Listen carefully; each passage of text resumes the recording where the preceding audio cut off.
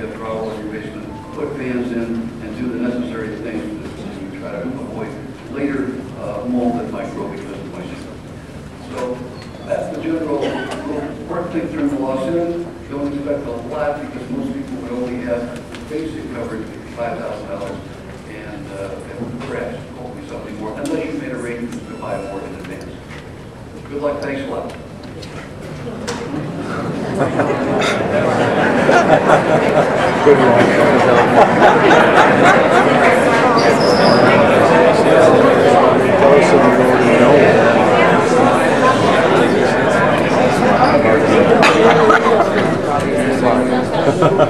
Good luck to you.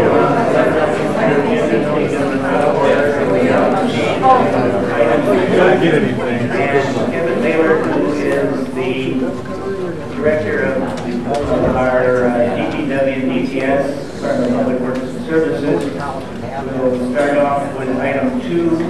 Each speaker will introduce the next speaker, and they're going to move as quickly as they can through their material. But again, you need to hear this background. They don't get a lot of this will eliminate something, but Kevin Maillard. Just as a quick overview, the department on a continuous basis and provides extensive maintenance of the storm and the sanitary system. We do a great amount of jetting to remove the system, as well as the inspection of manholes, and we do quite a bit of videotaping throughout every year.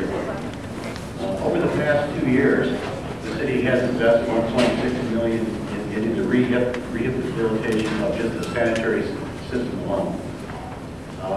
We still provide, and always will provide, a 24/7 emergency response. Some people hopefully will not have to go through that again, but we've got quite a few, periodic sanitary backups throughout the course of the year. We may have 7 or 8. A call comes into the police department. We respond immediately to take care of the problem.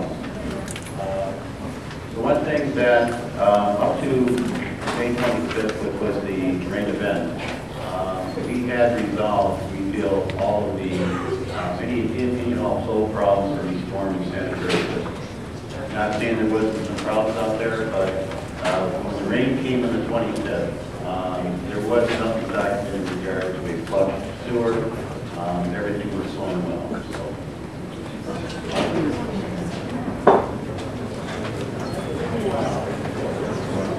I hear some rumbling on that, obviously, but talk a little bit about the storm event.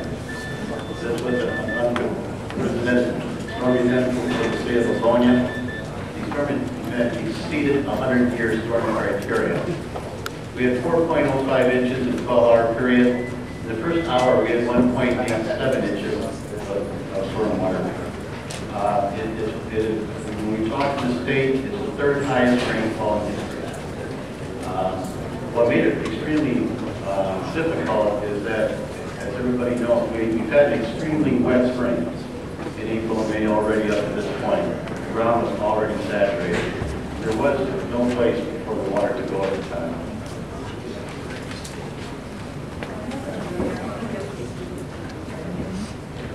First graph, in which we're showing it, is the cumulative rain totals, in which,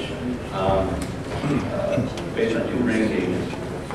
The south rain gauge, the south end, which was located at Schoolcraft in Livonia here, shows that in 24 hours we received 4.19 inches. On the north end, which is located at in Newburgh, it was 3.04 inches.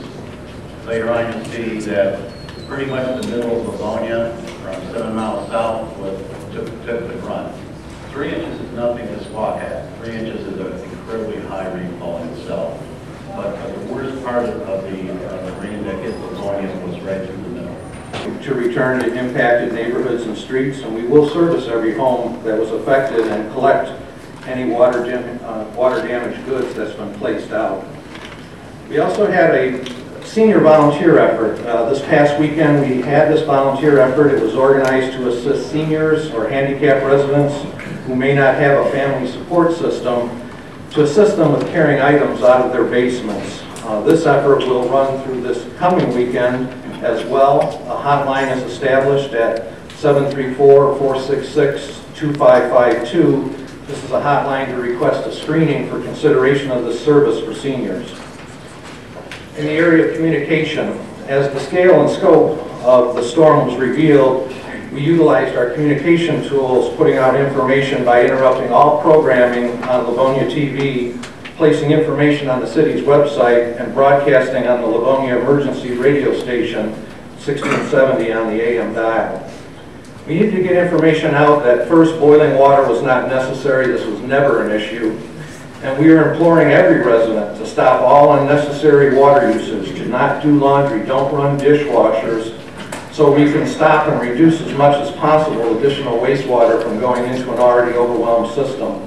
We also began to receive calls from TV, radio, and print media, and we tried to utilize them to dispense information as well. The Public Service Office maintained extended hours for the balance of the week to answer calls, and we opened the office on Saturday and the phones. When a new storm on Sunday was tracking towards Livonia and causing damage in the Lansing area, we made preparations to open the phone system on Sunday, but thankfully we were spared that event. In the overnight hours, our phone system was set up to report problems to Livonia Police as necessary. Other items, our recreation center, in the days following the storm event, we made the Livonia Community Recreation Center available for its facilities and showers. On Saturday, while our office was open and we were receiving phone inquiries, we also had our staff preparing the large mailing of claim forms. Homes built after that have sump pumps, as I stated earlier. That water is discharged into the storm itself, which is the same storm that drains the roads. We responded to some calls on flooded roads, but not very many. There was debris on a catch basin or something like that, but we didn't have roads that were backing up. That's how I said, most of our calls were for basements. We weren't responding to flooded roads. That system drained itself down, and if that system was full, we would have had nowhere that we could have bypassed pumps. So I don't know if I answered your question to the extent that you would like, but the storm water that gets in the system is getting in there through footing drains. That is the majority of the water that is in that system when you have a rain event like that, with the ground being saturated and additional rains that kept coming. Thank you, Don. We're going to have to move along. Excuse me, I didn't use up my 2 minutes. And if you send me to the principal's office, it won't be my first. My question is that you didn't bypass pump because you didn't want the sewage to end up in the Rouge. So the sewage went in my basement, and when it was pumped out of my basement, where did it go? It went into the Rouge. So it went through my house and my neighbor's houses, then it went into the Rouge. What I could have bypassed this meeting. And the last thing